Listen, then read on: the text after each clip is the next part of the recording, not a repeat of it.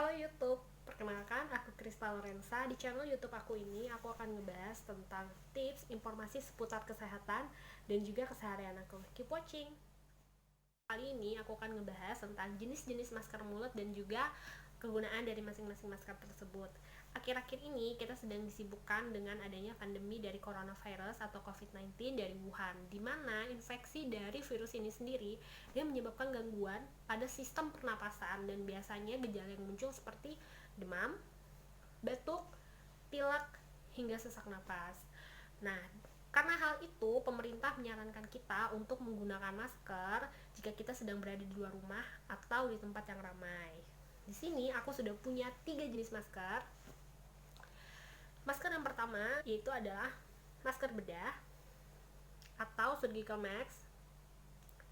Oke, dimana masker bedah ini dia terdiri dari dua warna, dimana bagian yang berwarna ini merupakan bagian yang menghadap keluar dan strukturnya agak lebih kasar.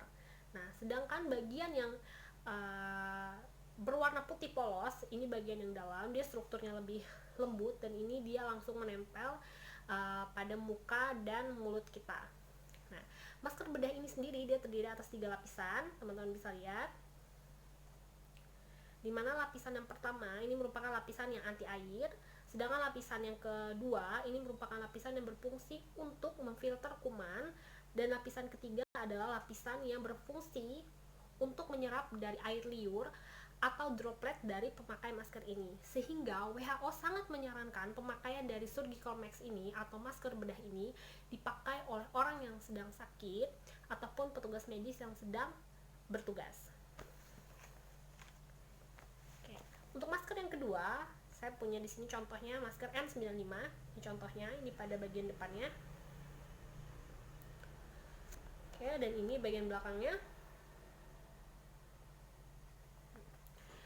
Masker N95 ini dia berbeda dengan masker bedah. Perbedaan pertama, harganya dia jauh sedikit lebih mahal. Kemudian penggunaan dari masker N95 ini sendiri dia tidak terlihat seperti masker bedah yang terdiri atas 3 lapisan, tetapi dia memiliki filter untuk menyaring partikel kecil yang ada di udara, sehingga pemakaian dari masker N95 ini sangat-sangat efektif. Nah, meskipun pemakaian dari N95 ini sangat efektif, tetapi pemerintah dan WHO sendiri tidak menyarankan masyarakat umum untuk memakai masker ini, misalnya untuk pergi ke pasar, supermarket, atau bekerja untuk kegiatan sehari-hari. Kenapa? Karena masker N95 ini hanya digunakan oleh petugas medis yang sedang merawat pasien dengan infeksi virus yang sangat tinggi. Ketiga, di sini aku punya masker kain. Berdasarkan hasil penelitian dari CDC menyatakan bahwa ternyata pemakaian dari masker kain ini mampu menurunkan tingkat infeksi virus sendiri sampai 72%. Mengapa hal ini bisa terjadi? Karena ternyata 85% dari orang yang sudah terinfeksi dari coronavirus ini sendiri tidak menimbulkan gejala sakit. Nah, sehingga WHO dan pemerintah menyarankan bahwa semua orang, meskipun itu orang sehat, tetap harus menggunakan masker jika berada di tempat keramaian maupun keluar rumah saat melakukan aktivitas. Nah, kalau menurut aku pribadi sih, pemakaian dari masker kain ini dia lebih ekonomis dan juga lebih hemat. Kenapa? Karena berbeda dengan masker bedah atau masker N95 yang penggunaannya sifatnya sekali pakai kemudian dibuang. Untuk masker kain ini sendiri, jika sudah 4 jam pemakaian maupun sudah terlihat kotor ataupun basah, masker ini bisa dicuci, direndam dengan sabun, kemudian dikeringkan dan bisa dipakai lagi.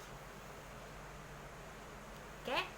Nah, jadi kesimpulannya adalah masker bedah dipakai oleh orang yang sedang sakit ataupun tenaga medis yang sedang bertugas. Kemudian masker N95 dipakai oleh tenaga medis yang sedang merawat pasien dengan tingkat infeksi yang sangat tinggi.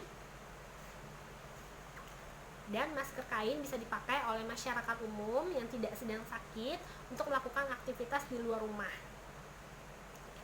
Sekian informasi mengenai jenis masker dan kegunaannya sendiri.